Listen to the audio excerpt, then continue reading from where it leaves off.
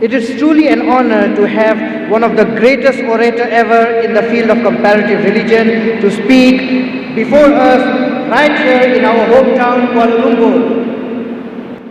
We will now move on to one of the most favorite part, which is the question and answer session, which will be moderated by our own brother Shah Kirit. It is my pleasure to kindly hand over the stage to brother Shah Kirit to moderate the question and answer session. Assalamualaikum warahmatullahi wabarakatuh. Peace and blessing of Almighty God be with you all.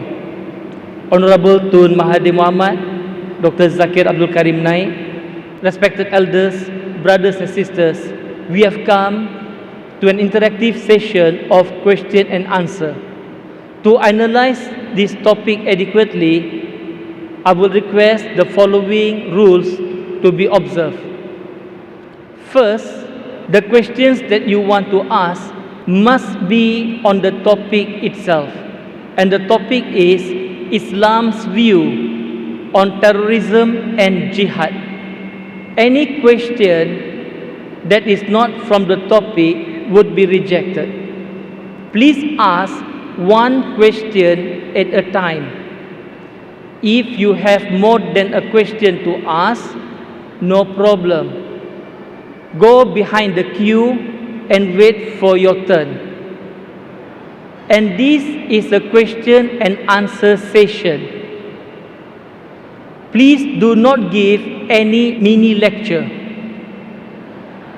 Ask your question in 2, maximum 3 sentences. You may take deep breath, never mind, but keep it to 2, maximum 3 sentences. Otherwise, it is a mini lecture. This is a question and answer session. It is not a debate session. Ask question to seek understanding, to seek clarification.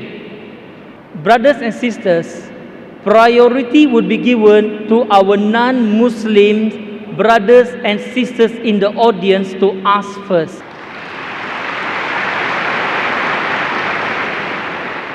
Our brothers and sisters from other faith, they are our guests tonight. We will give priority to them, preference to them. We will request all brothers and sisters from other faith to come to the mic and ask your question. We will take questions from our non-Muslim brothers and sisters first. And when we have exhausted all questions from them, if time still remains, then we will take questions from our brothers and sisters in Islam. Is that okay? Can we give preference to our brothers and sisters from other religion? Alhamdulillah. We have first mic for the brothers, second mic at the rear for the brothers. For the sisters, we have one mic over here, and we got another mic at the back. Okay, we have 2 mics for the brothers and 2 mics for the sisters.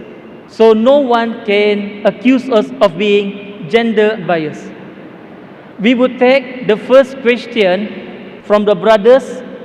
I will call this as mic number 1. And we will go clockwise.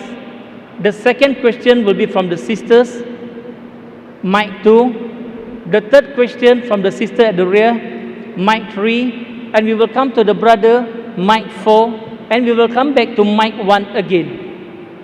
And before you pose your question, please state your name and your profession so the speaker can give you a relevant answer. Can we have question from mic 1? Okay. It's good to see you here, Dr. Zakir. My name is Derek, and my profession is actually a tunnel engineer. I'm sorry, Dr. Zakir, my question will be slightly not relevant to terrorism, but I just want to ask you a very brief question.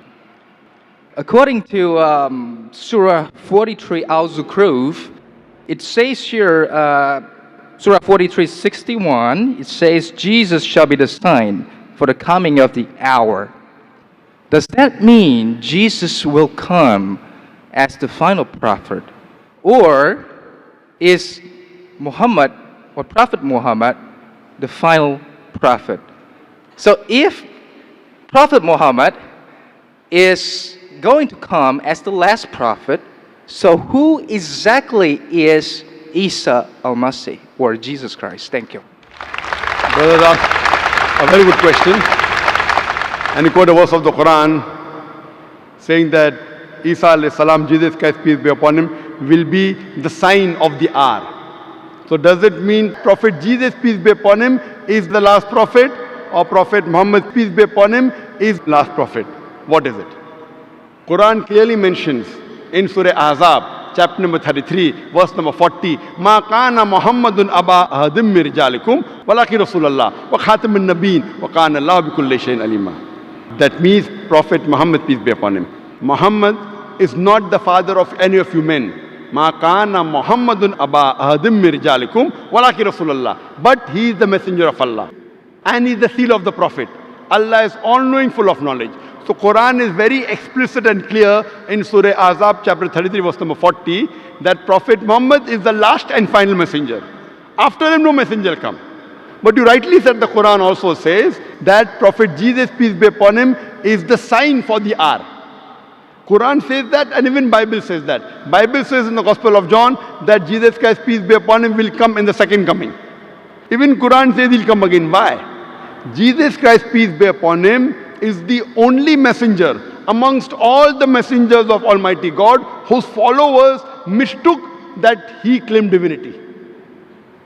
You're a Christian, brother? Yes, I am.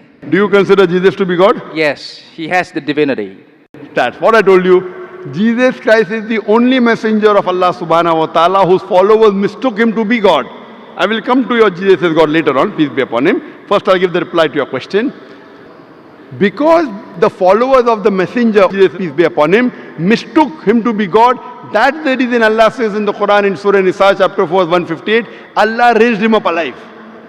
Allah raised him up alive because he was the only messenger whose followers mistook him to be God. In his second coming, he will not bring any new rule. He will come as Ummati of Muhammad sallallahu alaihi wasallam. Because Allah says in the Quran in Surah Ma'idah chapter 5 verse number 3, on this day have I completed my favor on you and have chosen for you Islam. Once the religion is complete, nothing new can be added or taken out. But Isa alayhi salam in his second coming will come to testify he never claimed divinity. Quran says in Surah Ma'idah chapter 5 verse number 116 that, O Allah, you be my witness. I never told them to worship me, but I worship Allah. Oh, Budullah, who's my Lord and your Lord. So in his second coming, he will come to clarify he never claimed divinity. And even in the Bible today if you read the Bible, Islam is the only non-Christian faith which makes it an article of faith to believe in Jesus Christ, peace be upon him. No Muslim is a Muslim if he does not believe in Jesus Christ, peace be upon him. We believe that he was one of the mightiest messengers of Allah subhanahu wa ta'ala. We believe that he was the Messiah, translated Christ. We believe that he was born miraculously without any male intervention, which many modern day Christians do not believe. We believe that he gave life to the dead with God's permission. We believe he healed those born blind and lepers with God's permission. The Christians and the Muslims are going together. But one may ask, where is the parting of ways? The parting of ways is that majority of the Christians, they believe that Jesus Christ, peace be upon him, claimed divinity. They believe that he was God. In fact, if you read the Bible, there is not a single unequivocal statement in the complete Bible where Jesus Christ, peace be upon himself, says that I am God, or where he says worship me. If you can point out from any version of the Bible where Jesus Christ, peace be upon himself, says any unambiguous statement, any unequivocal statement in the Bible where Jesus Christ, peace be upon himself, says that I am God, or where he says worship me, I, Dr. Zakir Naik, am ready to accept Christianity today. I am not speaking on behalf of my other Muslim brothers and sisters. I am a student of comparative religion. In fact, if you read the Bible, Jesus Christ, peace be upon him, himself said, it's mentioned in the Gospel of John, chapter number 14, verse number 28, Jesus Christ, peace be upon him, said, my Father is greater than I. Gospel of John, chapter number 10, verse number 29, my Father is greater than all. Gospel of Matthew, chapter number 12, verse number 28, I cast out devil with the Spirit of God. Gospel of Luke, chapter number 11, verse number 20, I with the finger of God cast out devils. Gospel of John, chapter number 5, verse number 30, I can of my own self do nothing. As I hear, I judge, and my judgment is just. For I seek not my will, but the will of my Father. Anyone who says, I seek not my will, but the will of Almighty God is a Muslim. Jesus Christ, peace be upon him, is a Muslim. He never claimed divinity. It's mentioned in the Gospel of John, chapter number 14, verse 24. Jesus Christ, peace be upon him, said that the words that you hear are not mine, but my Father who has sent me. Mentioned in the Gospel of John, chapter number 17, verse number 3. This is life eternal, so that you may know there is one God and Jesus Christ whom thou hast sent. It's mentioned in the book of Acts, chapter number 2, verse number 22. Ye men of Israel, listen to this. Jesus of Nazareth, a man approved of God amongst you, by wonders and miracles and signs which God did by him, and you are witness to it. A man approved of God amongst you, by wonders and miracles and signs which God did by him, you are witness to it. So if you read the Bible, we understand that same thing what the Quran says. Jesus Christ, peace be upon him, was the messenger of God. He was not God. He never claimed divinity. So if you read the Bible, this is the teaching of the church. To understand Christianity, don't look at the Christians, read the Bible. To understand Islam, don't look at the Muslims, read the Quran and the authentic Hadith. That's the reason Jesus Christ, peace be upon him, Almighty God raised him up alive, so that he will tell people like you and people who claim he was God. He will come in his second coming to clarify his name. He will be the Ummati of Muhammad sallallahu alaihi wasallam. He will believe in the same teachings of Prophet Muhammad sallallahu alaihi wasallam. And he will testify, he never claimed divinity but said, "Oh, Ubudullah, worship Allah, my Lord and your Lord." Hope that answers the question. Thank you. Can we take the next question from the sisters? Assalamu alaikum everyone here. My name is Revati. Brother Zakir, I'm your great fan. I'm very much enlightened by your talks and lectures on Islam and comparative religion. I have been reading Quran and I have a lot of Muslim friends. I'm from Singapore, born and brought up in India. I have some questions and please clarify. Thank you so much. My question is, can we relate the regeneration of skin for hellfire as stated in Quran chapter 4 verse 56 as reincarnation of new life for real suffering? Thank you. Sister asked a very good question. Thank you. She said that can we relate? She said that she has heard my talks and she is impressed, alhamdulillah. That's the reason she's quoting with reference, alhamdulillah. She's saying that the Quran says in Surah Nisa chapter 4 verse 56 that the skin is replaced so that you can feel the pain. Is it similar to reincarnation and a person is born again in this world? Sister, both are different. What Quran says in Surah Nisa chapter 4 verse 56, as to those who reject our signs, we shall cast them in the hellfire, and as often as their skins are roasted, we shall give them fresh skin so that they shall feel the pain. Previously, science thought that only brain was responsible for feeling of pain. Today we come to know that in the skin there are pain receptors which are responsible for feeling of pain, which we did not know earlier. Quran says that God will give fresh skin so that they shall feel the pain. Scientifically it is proven. Now for example, Almighty God is just.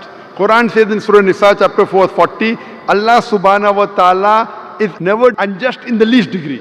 That means he is very just. For example, history tells us that Hitler incinerated 6 million Jews. Today, if our law catches Hitler, what punishment can you give? Maximum you can give is kill him. That will take care of one. What about the remaining 5,999,000 people that he has killed? In the Akhirah, in next life, Almighty God says, as to those who reject our signs, we shall cast them in the hellfire. As often as the skins are roasted, we'll give them a fresh skin. If Almighty God wants to incinerate Hitler 6 million times, he can do it. 12 million times he can do it. This is an example of the punishment in the next life. This does not justify about the cycle of rebirth.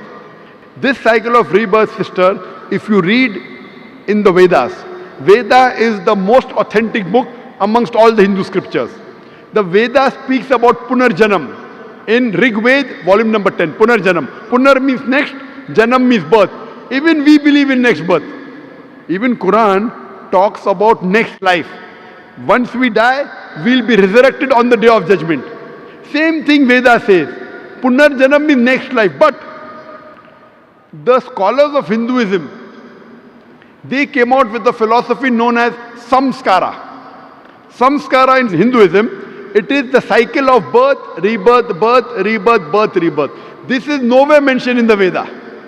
Veda speaks only about next life, which even Quran speaks.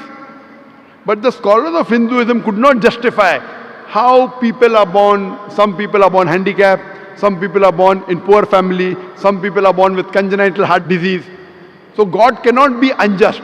So to justify the justice of God, they come with a new philosophy called as samskara, cycle of birth, death. Maybe in their previous life, they did some wrong deed, therefore they are born handicapped. This is the philosophy of the Hindu scholars, not of the scripture. Your Vedas are very explicit, punarjanam, next life. Even Quran says, you come in this world. Allah says in the Quran in Surah Mulk chapter number 67 verse number 2, Allazi khalaqal mauta wal hayata. It is Allah who has created death and life to test which of you is good indeed. So this world you have only life once. Once you die, Almighty God will resurrect you on the day of judgment. That's what the Vedas say.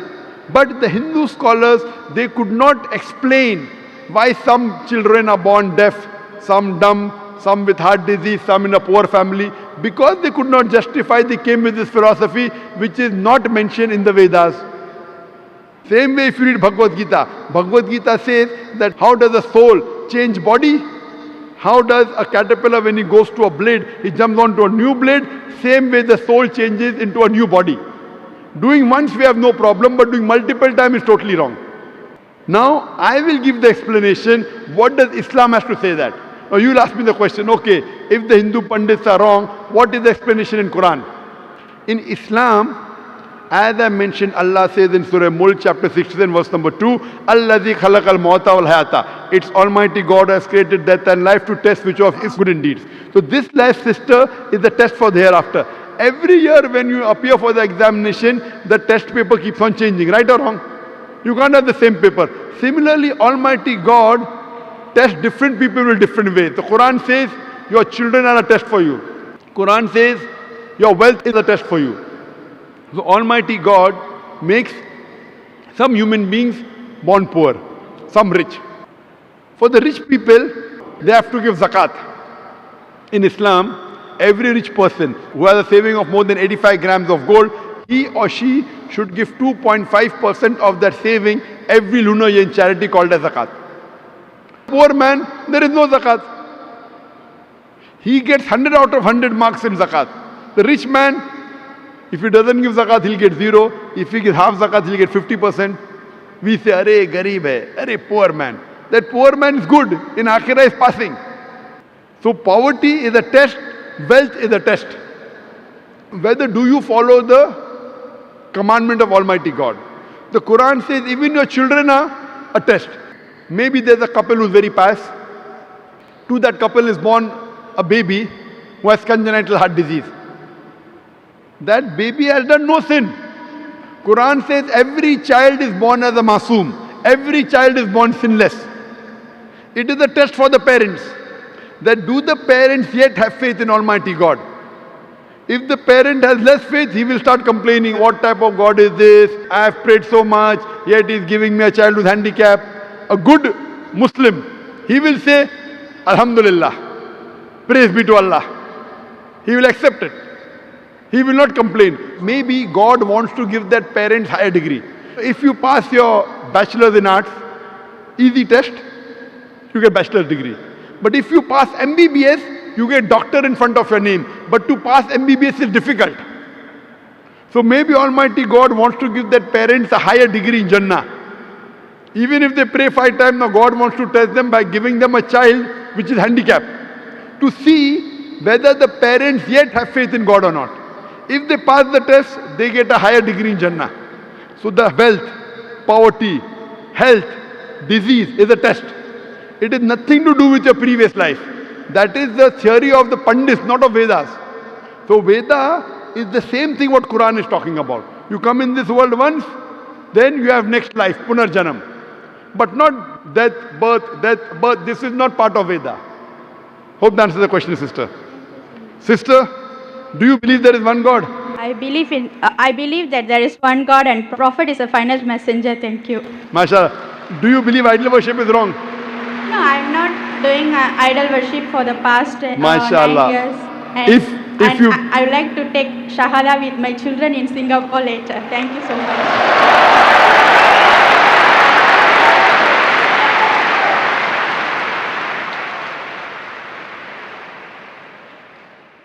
Can we move to the brothers section?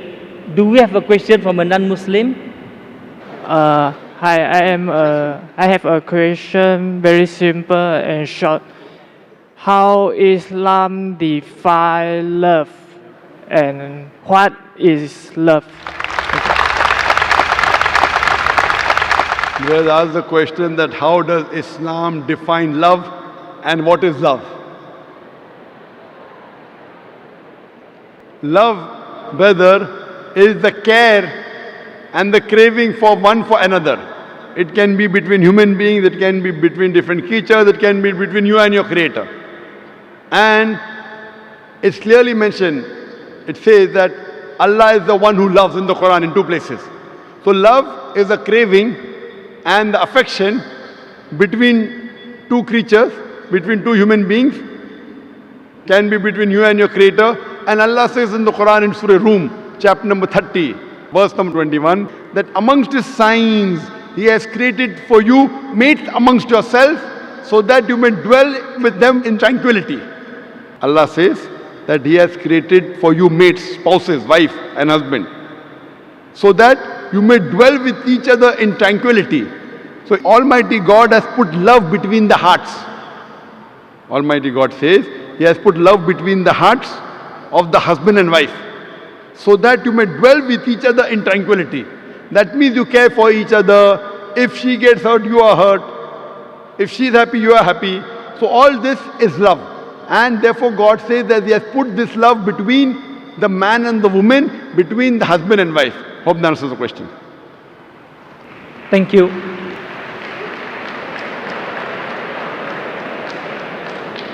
Can we have the next question from the brothers side?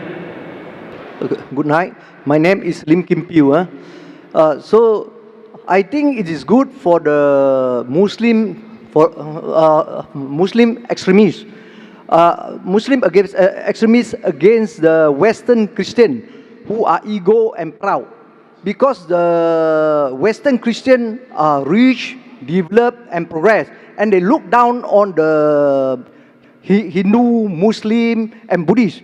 And the Muslim consists of over 40 countries, and the Buddhist over 10 countries, and the Hindu just a few. Nobody dare to challenge against the Christian. Only the Muslim dare to challenge against the Christian. The brother has said emotionally that the Christian of the Western country, they look down upon the Buddhists, the Muslims, the Hindus, and no one dares to challenge the Western Christians except the Muslims. Brother, I slightly differ. What you are saying is right. All Muslims don't have the guts to challenge the Western world. There are some Muslims like Tun Dr. Mahathir Mohamad,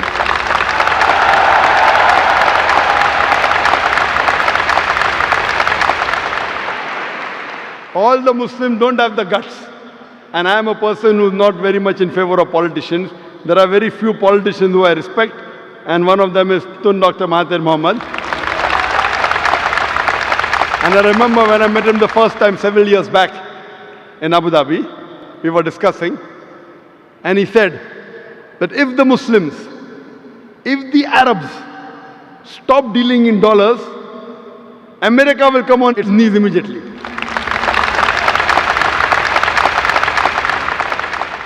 There are few politicians who I really care. One was King Faisal of Saudi Arabia. He had the guts. I remember when you read his biography that when oil was discovered, he said, let's have the meeting in the desert. And that time when they pressurized the Muslims, King Faisal said that we are Badus, we are Bedouin, we are Arabs, we can go back to the desert. What will happen to you when we stop giving you oil? And I believe one of the sayings of Dr. Tun Mahathir Mohamad was that if he had the control of the oil, what the Arabs had, he would have ruled the world.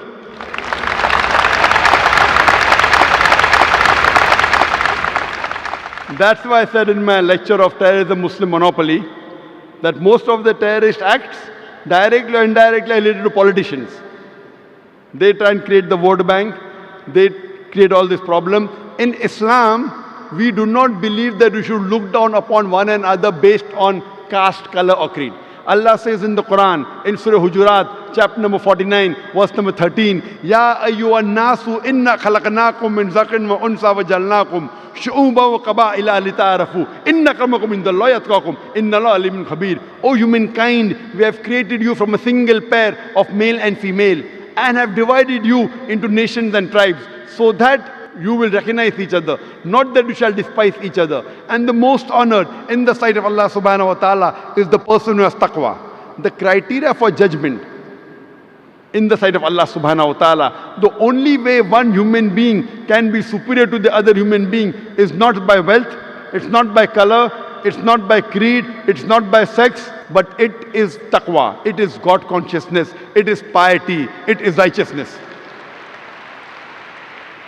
In Islam, we do not believe one human being is superior because of wealth or color or caste or creed. It is taqwa. And I do agree with you.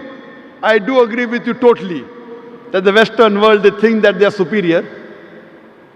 They think they are superior. The only way you can be superior is by being extra God conscious, by being righteous, by being pious, not by setting rules. And when the Western world talks about justice, when they talk about freedom of expression, if it does not hurt them, you have freedom of expression. If it hurts them, no freedom of expression.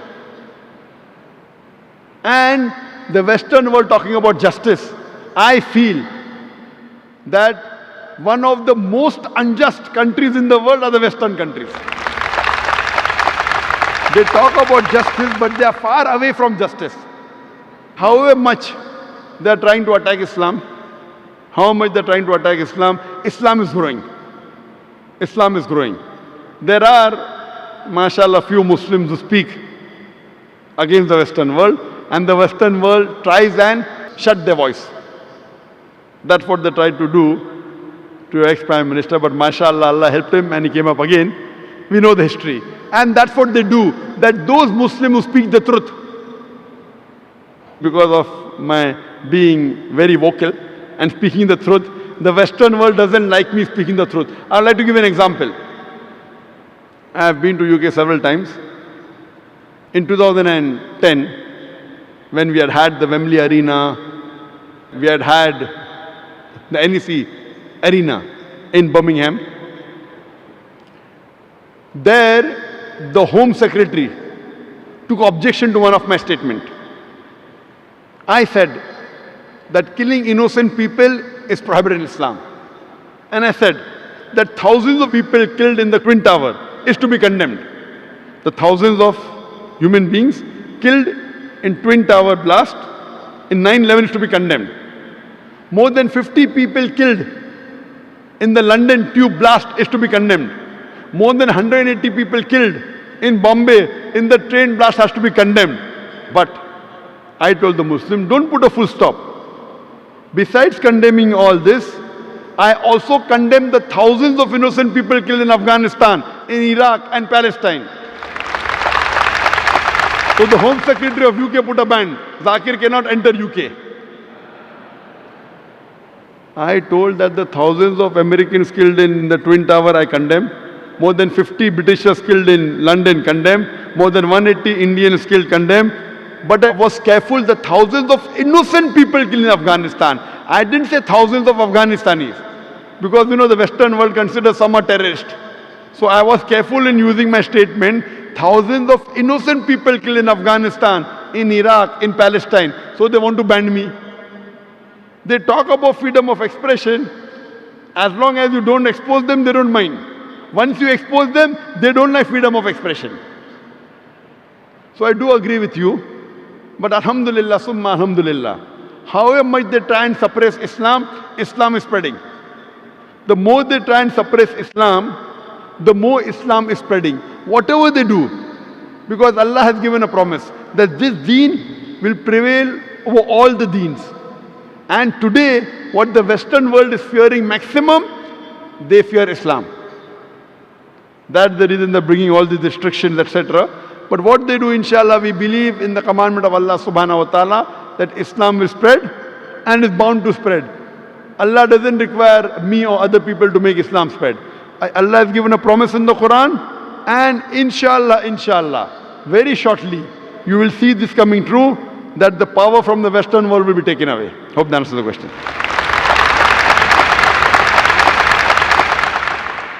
Thank you. Can we have the next question from the sister? Very good evening, Dr. Zakir. My name is Shah. I am a psychology student. I attended your previous lecture in UITM Shah Alam. I must say I enjoyed your lecture a lot. Even today I enjoyed your lecture. My question, however, is regarding the previous lecture. You spoke about universal brotherhood in UITM Shah Alam. At one point during the Q&A session, you mentioned that you were more Christian than the Christians. Now, I am not, from what I know, a person is a Christian provided they are either baptized into Christianity or they accept Jesus Christ as their personal savior. Only then a person is a Christian. So I just wanted to know how exactly you could refer to yourself as more Christian than the Christians. That's all. Sister has asked a very good question. She asked a very good question. She heard my talk in Shah Alam and even here. She asked a question. I said that I'm more Christian than the Christians. How can I be a Christian if I'm not baptized, if I don't believe Jesus is God? Sister, you quoted me correct, but you didn't give my complete quotation. Before I said I'm more Christian than the Christian, I said one statement. If Christian means a person who follows the teachings of Jesus Christ, peace be upon him, then we Muslims are more Christian than the Christian themselves. There was a criteria before saying that. If Christian means a person who believes in teachings of Jesus Christ, peace be upon him, then I'm more Christian than the Christian themselves. And then I said that the Bible says that Jesus Christ, peace be upon him, was circumcised on the 8th day. Most of the Christians aren't circumcised, all the Muslims are circumcised. Bible says in the book of Ephesians chapter 5 verse number 18, don't have alcohol. In the book of Proverbs chapter number 20 verse number 1, don't have alcohol. As a whole, the Muslims don't have alcohol, but the Christians have. Bible says in the book of Leviticus chapter number 11 verse number 7 and 8, don't have pork. In the book of Deuteronomy chapter number 14 verse number 8, don't have pork. In the book of Isaiah chapter 65 verse number 2 to 5, don't have pork. We Muslims don't have pork, but the Christians have. Bible says do hijab, that you cover your head. Bible says in the book of Deuteronomy chapter number 22 verse number 5, in 1 Timothy chapter number 2 verse number 9, in the 1 Corinthians chapter number 11 verse number 5 and 6, do hijab. The Muslim as a whole do hijab, but the Christian don't cover the head. So if Christian means a person who follows the teachings of Jesus Christ, peace be upon him, we Muslims are more Christian than the Christian themselves. But that's my point. Christianity doesn't mean a person who follows the teachings of Christ, So because what does it mean? So what Jesus does it mean? of Nazareth was a Jew. He was born a Jew, he lived the Jewish life, and he died a Jew. So if you were to follow the teachings of Jesus of Nazareth, it wouldn't make you a Christian, it would make you a Jew, because he taught you Jewish teachings. However, accepting Jesus of Nazareth as your personal savior, and only through him you can go to heaven, that, however, Dr. Okay, Zakir, sister, will make you a Christian. Point out one verse of the Bible which says that accepting Jesus Christ as your Savior will make you go to heaven. Give me one equivocal statement in the complete Bible where Jesus Christ, peace be upon himself, says that I am God, or where he says worship me. I will accept your type of Christianity today. What you're talking is the teaching of the church, not of the Bible. Yes, I'm exactly, talking. because from the church you get... Wait. Sister, Yes. you want to understand the religion? Read the scripture. Don't look at the followers. Don't look at the followers. I told you, if you want to understand Islam, don't look at the Muslim. Read the scripture, the Quran, and the authentic saying of Prophet Muhammad. If I want to understand Christianity, I'll not look at the church. Who is the church?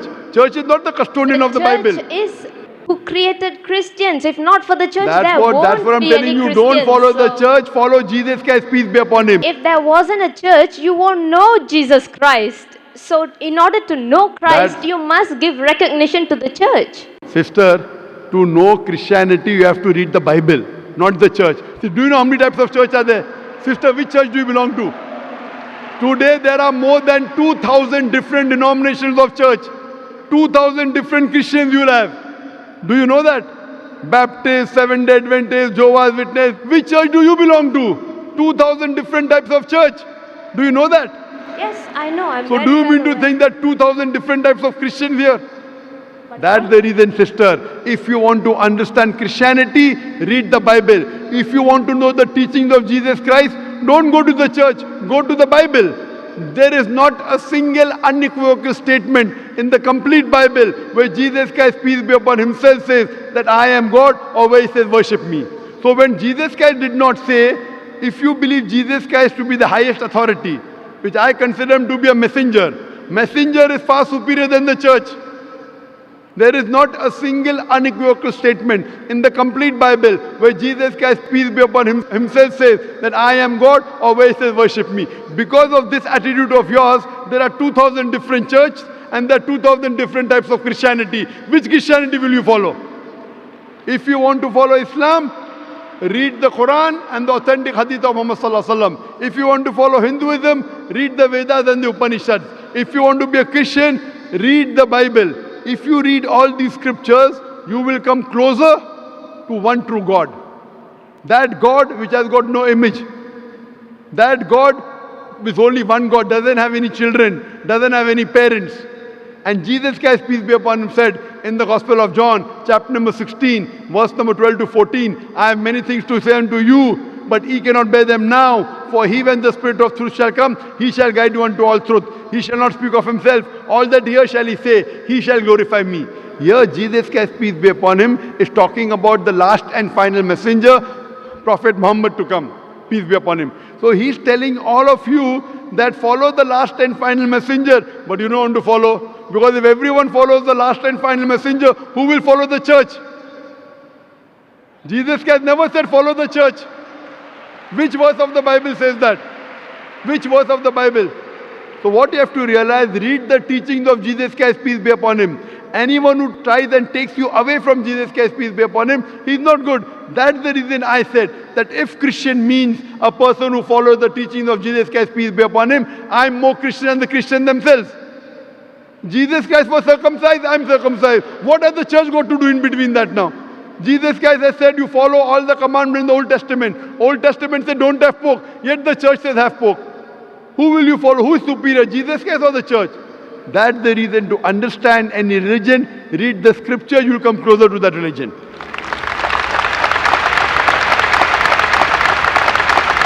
Thank you. Okay, we will move to the brothers at the back. My name is Munishri Vatsa. I strictly believe in God, and I believe that religion is a way of worshipping the God. So does this religion really matters to acquire the enlightenment? Brother says he believes in God and he believes religion is a type of worshipping God. Does it help in enlightenment? Yes, brother. You rightly said that you believe in God. Religion is worshipping God. Religion, according to the Oxford Dictionary, means a belief in a supernatural controlling power, a God or gods that deserve worship. So religion means to understand God, and religion is mainly a way of life. So you ask me, does it matter? How do you worship God? Yes, it matters a lot. Because if you worship the wrong God, that means you are not thanking your Creator. And that God is same for all human beings. Whether Christian, Hindu, Muslim, whether you live in America or Malaysia or India, our God, our Creator, our Sustainer is one. You have to worship Him alone and no one else. If you worship a false God, then you will not be thanking the Creator. Therefore, it's very important to identify who is the Creator, who is our Sustainer, and worship Him alone and no one else. If you worship a false God, then you won't be thanking your Creator and you will not be fulfilling your duty as a good human being. Hope that answers the question, brother. Thank you. Thank you. Can we have the next question from the brother, please? My CK Chong I don't know the English. My friend transfers 我有第一件事讲，如果你们是你们的 Muslim 的 Bible 先的话，还是我们基督教的 Bible 先？如果有你们的先的话，我们就跟你们一起信 Muslim。如果有我们的话，问题就在哪里？谁最久的是谁？还是你们 Muslim 还是我们？ His question is, if Bible come first or Quran come first? If Quran come first, then why there is a teaching of Christian? Why people don't follow Quran? If Quran come first, then why people don't follow the teaching of Quran? Brother asks a question that which came first, the Bible or the Quran? If Quran come first, then why aren't people following the teachings of Quran? Or if Bible come first, they should follow Bible. Brother, what comes first is not important. What is correct is important.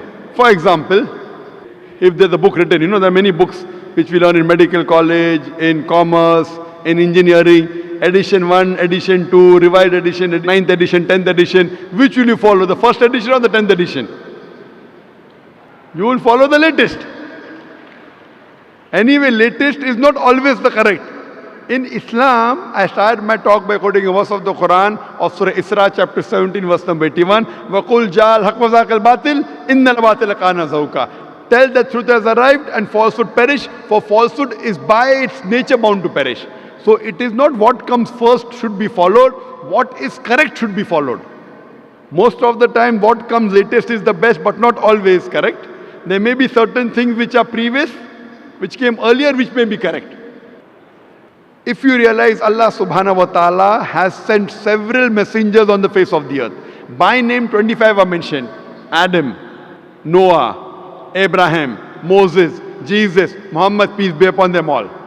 But all the messengers that came before were meant for a particular group of people, and their message was supposed to be followed for a particular time period.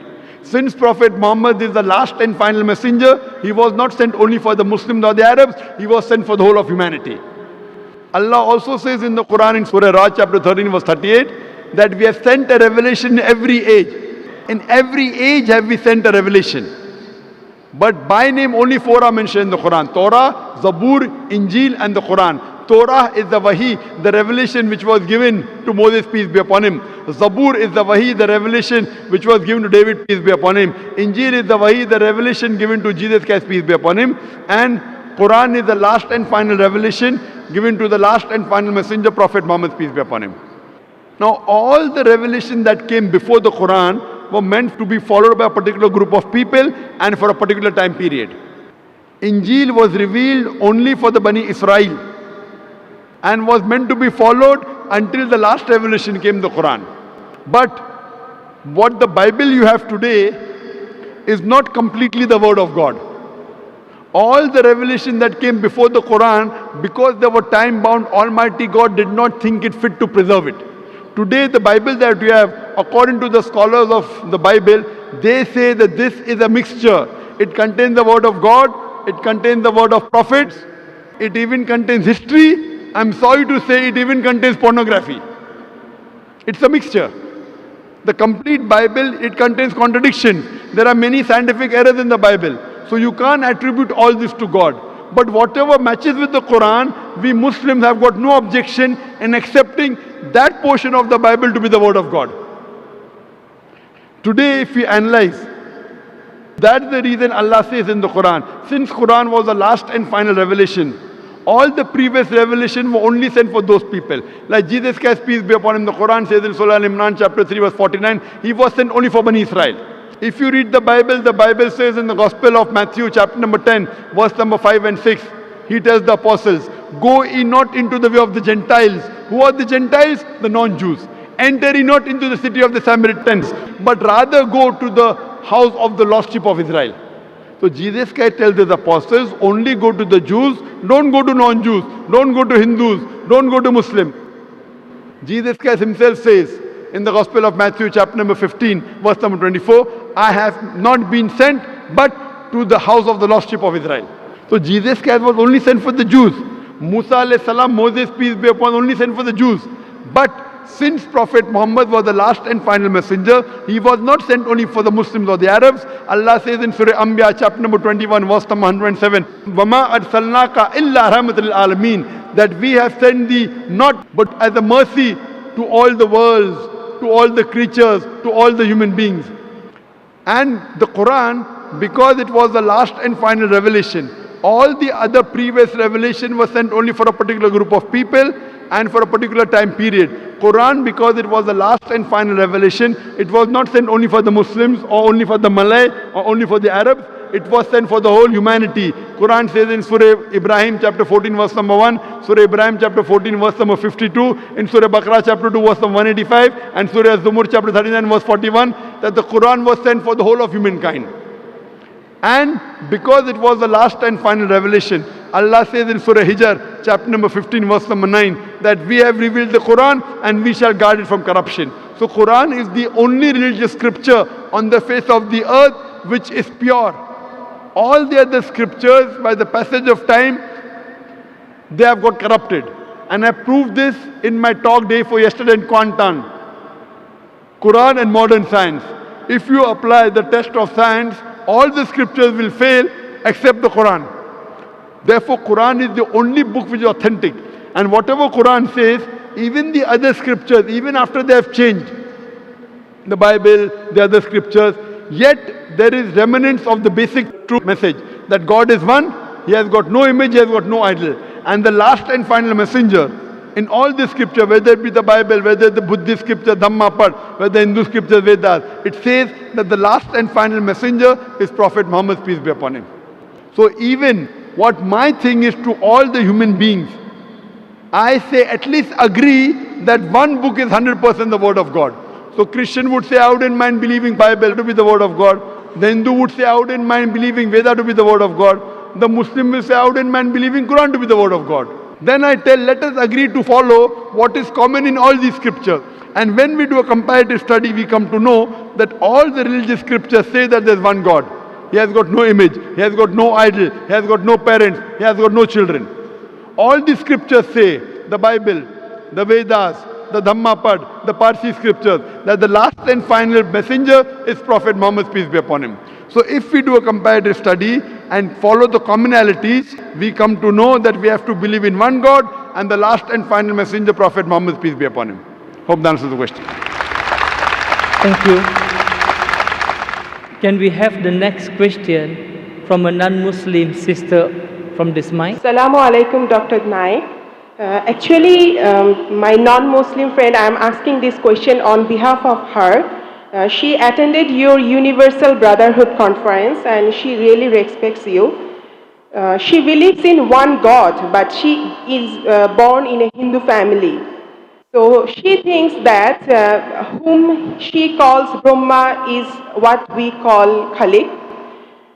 So as long as he is following her religion, she should get salvation. Then how can we convince her that the only accepted religion to God is Islam? Thank you. Sister posed the question. One of our Hindu friends had come for my talk in Shah Alam, Universal Brotherhood, and she liked the lecture, but she says that who she considers Brahma as God is same as Khalik, so can she go to Jannah? If you read the Hindu scriptures, if you read Rig Ved, book number 2, hymn number 1, verse number 3, one of the attributes given to God is Brahma. Brahma is called as the creator God. We Muslims have got no objection if someone says Almighty God is creator. If you translate creator into Arabic, it becomes Khalik. So we Muslims have got no objection if someone says Almighty God is creator or Khalik or Brahma. But if someone says Brahma is Almighty God who has got 4 heads and on each head is a crown, we Muslims take strong objection to it because you're going against Shvetashvatara Upanishad, chapter number 4, verse number 19, which says, Na achasya pratima asti. Of that God there is no pratima. Pratima in Sanskrit means an image, a photograph, a painting, a picture, a portrait, a sculpture, a statue, or idol. So, the Hindu scriptures as well as the Vedas, Yajurveda chapter 32 verse number 3 says, Na achasya pratima asti. Of that God there is no image, there is no photograph, there is no painting, there is no picture, there is no sculpture, there is no idol. So the moment you give an image to God, that means it is not the true God. And in the Hindu scriptures, I'd given the talk in Johor Bahru, Muhammad Sallallahu Alaihi Wasallam in the world religious scriptures. In the Hindu scriptures, it prophesies the coming of Muhammad Sallallahu Alaihi Wasallam.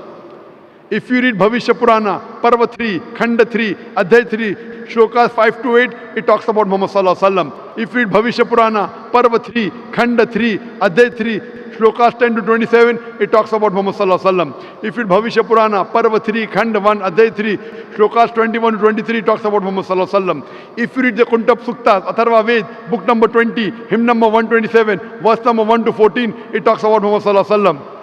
I can give references from Hindu scriptures. Atharva Ved, book number 20, hymn number 21, verse number 6. Atharva Ved, book number 20, hymn number 21, verse number 7. It talks about Muhammad Sallallahu Alaihi Wasallam. Muhammad Sallallahu Alaihi Wasallam is called as the one who praises Ahmad in several places. In Yajurved chapter 31, verse number 18. In Rigved, book number 8, hymn number 6, verse number 10. In Atharva Ved, book number 8, hymn number 5, verse number 16. In Atharva Ved, book number 20, hymn number 126, verse number 14. He is called as Nara Shansa. Nar means man, Shansa means praises, one who praises. If you translate Nara Shansa into Arabic, it becomes Muhammad. He is named as Muhammad Nara Shansa in several places in Hindu scriptures. In Rigved, book number 1, hymn number 13, verse number 3. In Rigved, book number 1, hymn number 18, verse number 9. In Rigved, book number 1, hymn number 106, verse number 4. Rigved, book number 1, hymn number 142, verse number 3. Rigved, book number 2, hymn number 3, verse number 2. Rigved, book number 5, hymn number 5, verse number 2. Rigved, book number 7, hymn number 2, verse number 2. Rigved, book number 10, hymn number 100, verse number 3. Yajurved, chapter number 20, verse number 37. Yajurved, chapter number 20, verse 57. Yajurved, chapter number 21, verse number 31. Yajurved, chapter number 28, verse number 2. Yajurved, chapter number 28, verse number 19. Yajurved, chapter number 28, verse number 42. I can go on and giving references only of Hindu scriptures about the last and final messenger, Prophet Muhammad, peace be upon him. He is even prophesied as Kalki Avatar.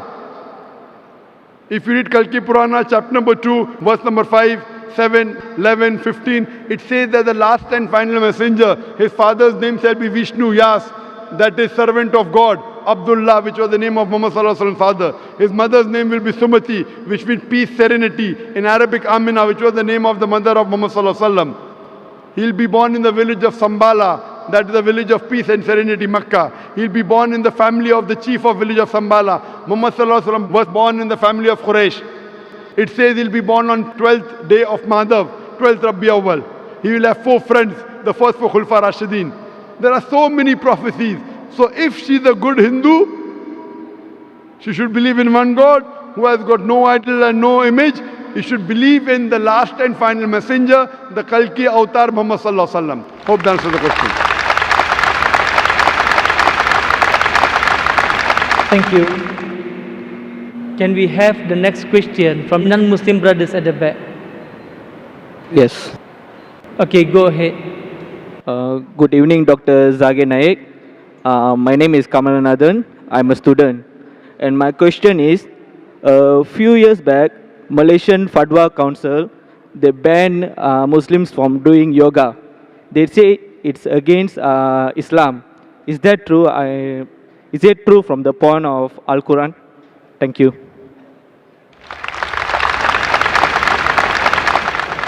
Brother asked the question that some council in Malaysia banned Muslims from doing yoga because it's against Islam. Brother asking that is it against the Quran? Brother, yoga is a form of exercise which is derived from various places including the Vedas. And in yoga you may say things, for example, I'm aware of something, I'm not an expert in yoga, but I'm aware that in yoga you may have to say certain things like Om and narrate and chant certain things. All these things may lead to shirk. It may lead to shirk. That means you're calling somebody else as the creator besides Allah subhanahu wa ta'ala. In Islam, as I mentioned in my talk, according to Surah Nisa chapter 4 verse 48 and Surah Nisa chapter 4 verse 116, Allah will forgive any sin, but the sin of shirk He'll never forgive. Shirk is associating partners with God.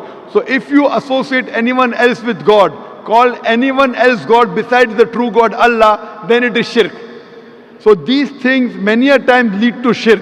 So I do agree with the Malaysian Council that they banned Muslims from doing yoga. Thank you. Can we have the next question from the brother? Hallelujah. I can ask for some question with you. Before I thankful Dr. Tun Mahathir because very nice opening the program, and also my High Commission Pakistan is here, and also I very respected. I am from Pakistan, Christian. My name is Yusuf Masih, and I want to talk with you Hindi and own language. क्या ना नहीं आप दोनों में अगर हिंदी बात करें तो बेहतर हो जाएगा. I can understand Hindi, but all this audience majority will not. There are very few Pakistanis and Indians here. So if you can't speak English, Because speak in English. I have a lot of question. Ask one question which is the most important. But I want to ask with our language easy for me and easy for you. Okay, you ask in Hindi and I translate into English. Just now one sister asked you some question. You ask in Hindi, I will translate in English. Yes, brother.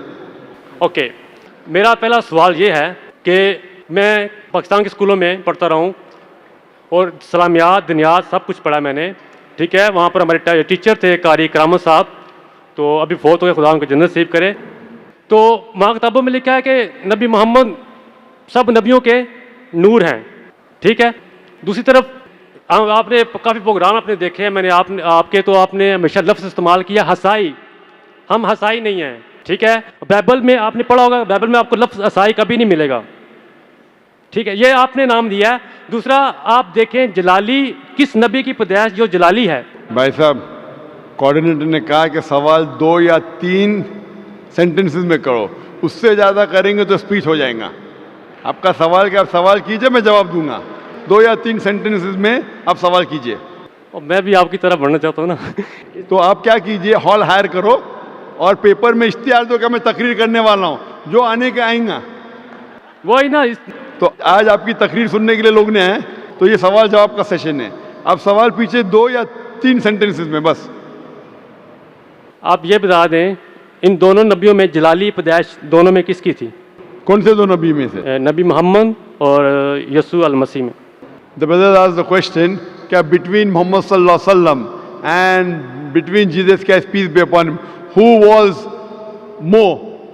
Jalali can be translated into Jalali का आपको ये बोलो who is better. No, glory कह लें. Glorious.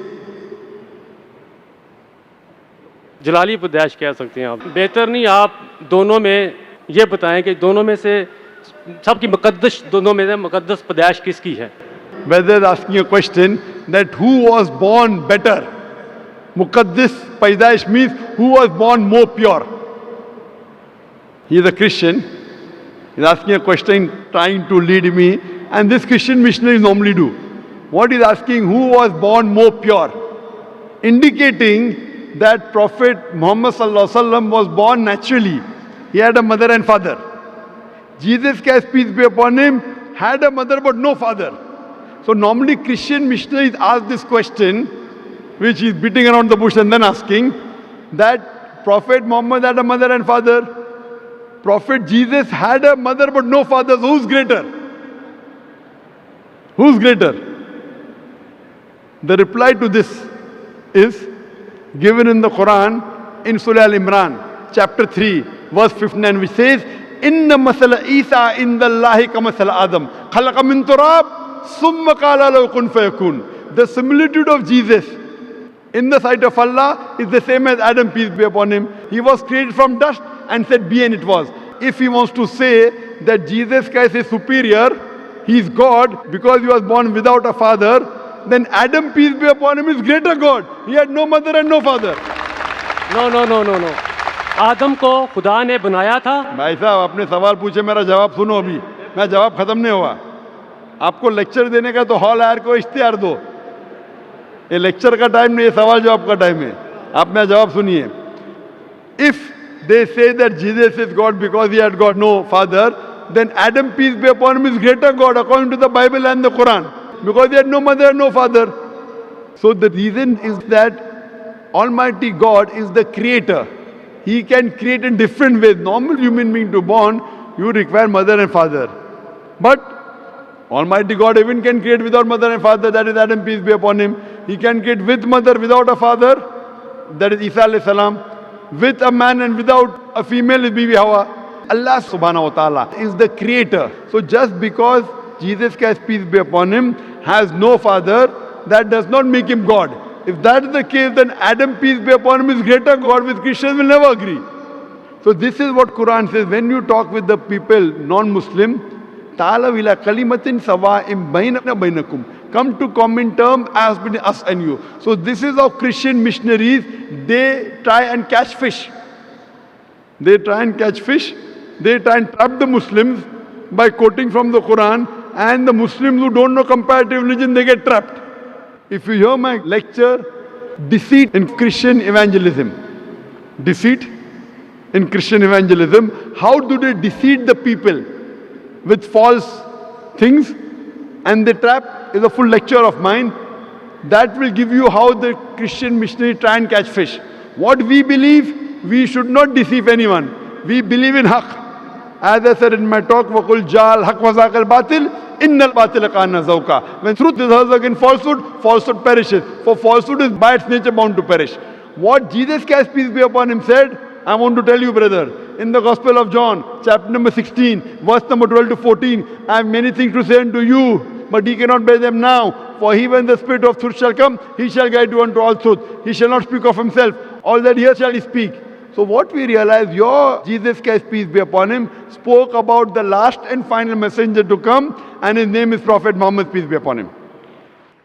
Okay, do we have a question from the brother at the back, non-Muslim brother? Yes, please go ahead.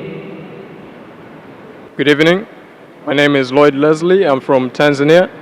I'd like to thank you for this opportunity you've given me today. I have a simple question. I'd really like to know, where does Islam stand in giving people second opportunities? Because I believe as all human beings, we all make mistakes, but we tend to judge each other differently. If I break a glass or if I stab someone, it's okay, but it's different when someone commits adultery or kills. So how do you actually weigh sins? I just want to know that. How do you justify these things in Islam? Brother asked a very good question, that what is the Islamic viewpoint on giving someone a second opportunity? If you read the Quran and the Hadith, Almighty God does not give you second opportunity, He gives you hundreds of opportunities. Hundreds. Allah says that never despair the mercy of Allah. Never despair, never think that Allah will never forgive you. That's the reason every chapter of the glorious Quran, except for Surah Tawbah, chapter number 9, begins with the beautiful formula, Bismillahir Rahmanir Rahim. In the name of Allah, most gracious, most merciful. You may have done maximum sins in the world, yet never think that Allah will not forgive you. As long as you repent. Now, in Islam, there are certain criteria for repentance. If you have done a sin, and if you repent, Allah will inshallah forgive you. To repent, there are some criteria. First, you agree what you're doing is wrong. Number 2, stop it. Number 3, that if you can reverse it, the act, you reverse it. Number 4, never do it again. Agree it is wrong, stop it, reverse it if you can, never do it again. For example, if you have robbed, agree it is wrong. Point number 2, stop robbing. Point number 3, if you can return the thing you have robbed, return it. Point number 4, don't do it again. If you have done adultery, for example, agree it is wrong, stop it. Ask for forgiveness, you can't undo it. Ask for forgiveness, don't do it again. What about capital punishment? How do you explain? Brother, that's a very good question. How do you explain the capital punishment? If someone has done adultery, what is the capital punishment? In Islam, capital punishment is there if there are 4 witnesses. In Islam, if someone does adultery and if you have 4 witnesses, then the person who has done adultery is supposed to be put to death. For your information, let me tell you that in the life history of Prophet Muhammad and the Sahabas, there were only couple of people who were put to death, those who themselves wanted to be put to death. They themselves told the Prophet, I have done adultery. Prophet said, go away. Again the lady came. The Prophet said, when the child is born, come to me. The Prophet kept on evading, but she insisted. Then when she insisted, then the Prophet said, okay, stone her to death. And when she died, one of the Muslims cursed her. So the Prophet said, the forgiveness that she has asked for, even if you distribute in the whole city of Medina, yet it will be more. That means she wanted to be punished so that she will go to Jannah. There is not a single case in the hadith of Muhammad sallallahu alaihi wasallam where a person was put to death because of 4 witnesses. There were few cases, all of them volunteered to be killed. That means even today, even in Saudi Arabia, I don't know of any case where a person is put to death because of adultery, because of 4 witnesses. Unless the person himself or herself comes and tells, I have done adultery, put me to death. That means don't do adultery in public. It's a big sin. It's a major sin. It's the 10th major sin in Islam. But if you do adultery, it's between you and Allah. You ask for forgiveness, don't do it again, Allah will forgive you. Again you do adultery, again ask for forgiveness, and you repent, Allah will forgive you. The capital punishment only comes in the case where you do it publicly, and if there are 4 witnesses who give witness, that means don't spoil the society. If you are doing hidingly, it's a sin. Don't do it, but you are doing alone. So all the punishments have got certain clauses in Islam. And Allah says that even if you have done a sin as much as a mountain, ask for forgiveness, Allah will forgive you. So in Islam, Allah is the God who is most merciful, most gracious, most benevolent. Whatever sins you have, you ask for forgiveness, Allah will forgive you. You change your lifestyle, repent correctly, and inshallah you'll go to paradise. Hope that answers the question. Thank you very much. Thank you. Can we have the next question from the mic over here? Thank you once again, Brother Dr. Zakir Naik, the organizers and everyone present here today. First of all, allow me to just clarify my sharing on the last question I asked during the ITM. I just want to assure everyone that I come with good intentions, and I'm quite sad and disappointed that some. Brother, as the rule was mentioned, 2 or 3 sentences. We don't want you to repeat what you did, inshallah. 2 or 3 sentences, no need of greeting us. Direct come to your question, 2 or 3 sentences, we'll give the answer. There are many people waiting in the queue, brother. So see to it that don't do what you did, inshallah. Ask a question in 2 or 3 sentences, forget the surrounding. It's my field, answering question answer session. 2 or 3 sentences, ask your question, inshallah, I'll answer fast. Yes, brother. I just want to, this is not a question, I just want to share another viewpoint regards the Ali Kitab. Brother, this is a question answer time. If you have a question, pose the question. That will be appreciated. I say this because, very interestingly, because Malaysia also follow the schools of Imam Shafi'i. And actually, Imam Shafi'i actually goes for the more open interpretations of the Ali Kitab, as opposed to some schools and jurists that only limit it to the Jews and Christians. Actually, it's based on the scrolls of Abraham, the Psalms of David, Quran verse chapter 87, verse 19. And I hear a commentary by Prof. Hashim Kamali in this book, Common Grounds Between Islam and Buddhism, which I will present it to you afterwards. Brother, I told you last time, Imam Shafi wrote the book Al-Umm. Get me reference from that, I will believe. You are getting a book somebody else wrote. For me, when I quote you Quran directly and read from the Quran, if you read from a book somebody else has written, that doesn't carry weight for me. For me, if you want to quote Imam Shafi, he had Jadid and Qadim. I have read that book. Quote me from that book. Don't quote me from a book somebody else has written. It's not correct. It's not verified. You are doing the same thing what it is in Shah. If you want to quote Imam Shafi, quote from his book Al-Umm. Not from the book you are holding. The book you are holding is not Al-Umm. You go to the library, get the book of Al-Umm, get the translation, quote from that, I'll believe in you. Do we have a question from the brothers' mic at the back? Okay, go ahead. Hi, I have a question. How Islam see if a person is without religion, but he is happy and satisfied to his life, in logically we can believe that a happy person will not easy to getting a criminal. The brother said that if a person is happy in life, he will not become criminal. Many criminals become happy. So I disagree with your philosophy. There is no philosophy that a person who is happy in life will not become criminal. A person becomes a criminal and yet happy. As far as the basic question is, what does Islam have to say about if a person who does not believe in religion? What is the definition of religion is important. Everyone has certain way of life.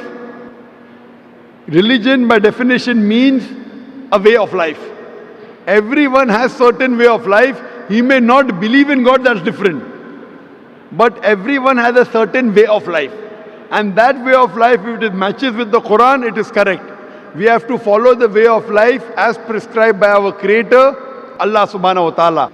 Quran says in Surah Al-Imran, chapter 3, verse number 19, Inna dina indallahi al-Islam. The only religion, the only way of life accepted in the sight of Allah is Islam. Islam means submitting your will to Almighty God and following the commandments in the Quran.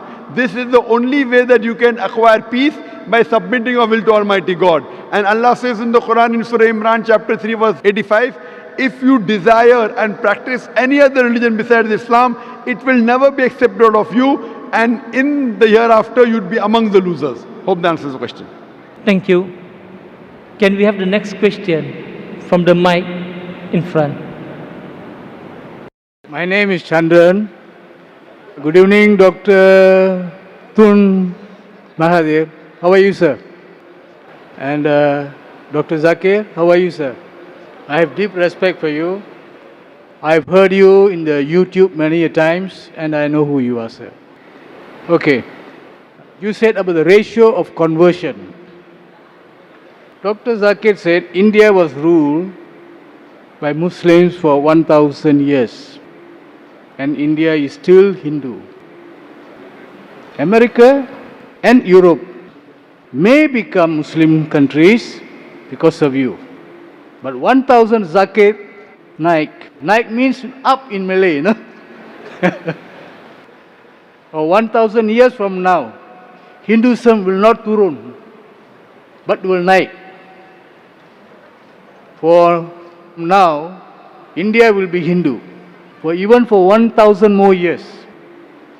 Even if the world is broken, up tomorrow, a Hindu will pray Namah Shivaya.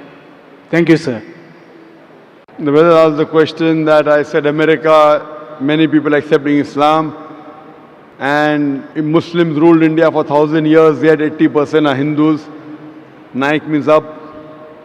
That was trying to prove that Islam wasn't spread by the sword. That answer I give in context, that if Islam was spread by the sword, then the Muslims, when they ruled India for 1,000 years, they would have forced everyone to become Muslim. They did not do that. Regarding Hindu, brother, Hindu is a geographical definition for a person living in India. By definition, I am a Hindu. Hindu is a geographical definition, and I will remain a Hindu. It is not a religious definition. According to Pandit Jawaharlal Nehru, the word Hindu did not appear in any of the Indian literatures until the Arabs came to India. This word Hindu was given by the Arabs. Hindu means living in the land of India. Even today when I go to Gulf countries, Saudi Arabia, they call me Hindi.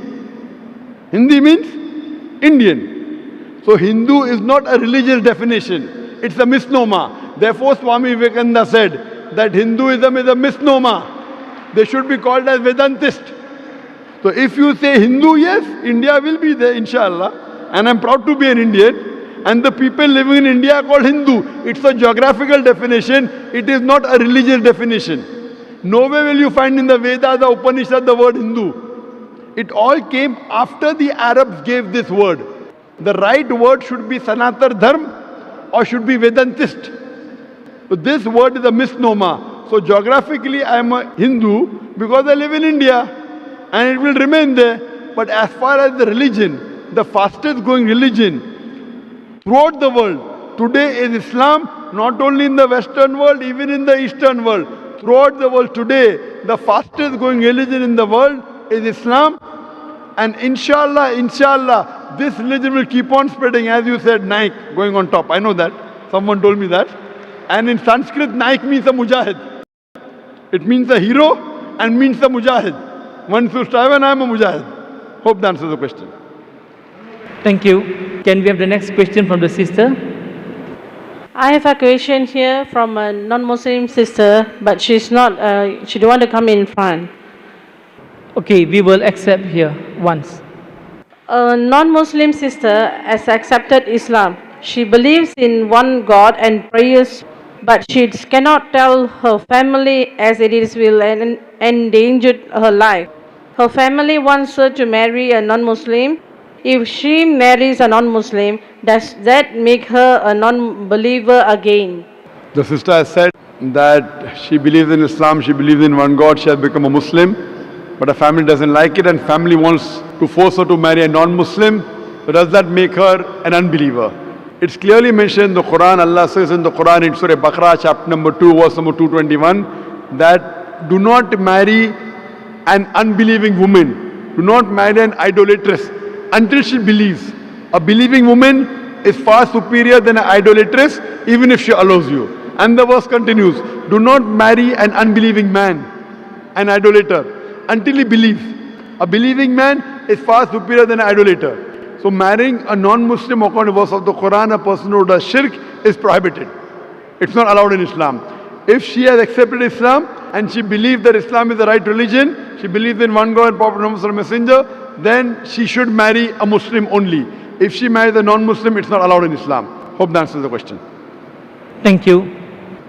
Can we have the next question from the brother? Yes, thank you for the wonderful talk. My name is Chai.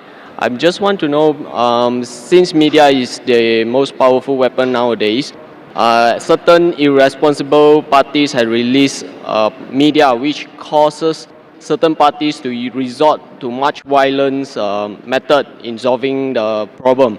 According to Al-Quran, what is the best approach for this kind of scenarios? The brother asked the question, I think is referring to the innocence of Muslims, correct? Yes, correct.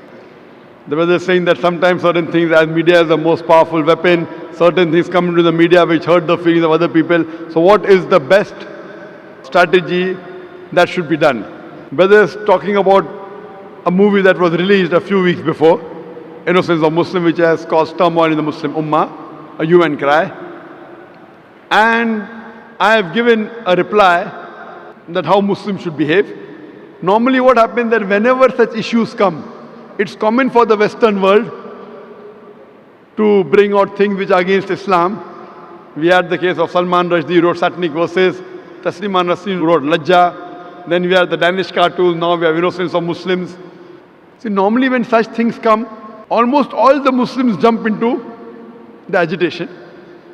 Number one, what happens is that if Muslims are doing certain productive activity, for example, one person is doing some 100 points of activity, I am doing 100 points, he is doing 100 points. When such thing happens, everyone jumps into it and we stop our normal activity. Maybe from 100 goes to 0.5. And we all jump into these things. Muslims are emotional, that is good, mashallah. But what happens, the growth of activity is stopped. What I suggest, there should be specialized organizations to deal with such issues. How today the aid of specialization, we have heart specialists, brain specialists, kidney specialists. We should have specialized Muslim organization to deal with these issues so that the other Muslims can continue with their normal routine activity of spreading Islam and not stop the growth. For this, I suggested 6 strategies. Number one, what I suggest is there should be a battery of international lawyers. The best lawyers from different parts of the world, maybe the best lawyers from Malaysia, from Muslim Gulf countries, maybe from India, maybe Sri Lanka, from different parts of the world, maybe best lawyers from UK, from USA. Whenever such things happen, we should file a case in the International Court of Law. I don't believe we will get justice. I know the International Court of Law is far away from justice, especially where Muslims are concerned. But at least we will put our point through. Have the best of lawyers. The person who has done the act, he should be brought to task. Even if the law will not punish him, but he'll have a hell of a time replying to it. Number one, we should have battery of international top lawyers. If required, we should hire even non-Muslim lawyers. Put a case in the International Court of Law, point number one. Point number two, the Muslim countries should protest officially. Through the foreign ministers of the country, they should protest through the ambassadors in that country that what has happened is wrong. Whichever country is involved in doing this act, all the Muslim countries through the foreign ministry, through the ambassador should protest, number two. Number three, we should give an intellectual reply to that act. Intellectual reply to satanic verses, intellectual reply to Danish cartoons, intellectual reply to Lajja or to innocence of Muslim. Strategy number four, if we know the country involved in the act, if we know there is a dealing with the Muslim countries, there should be a ban in importing their products. The best example is during Danish cartoons, Denmark wasn't interested in listening to Muslims.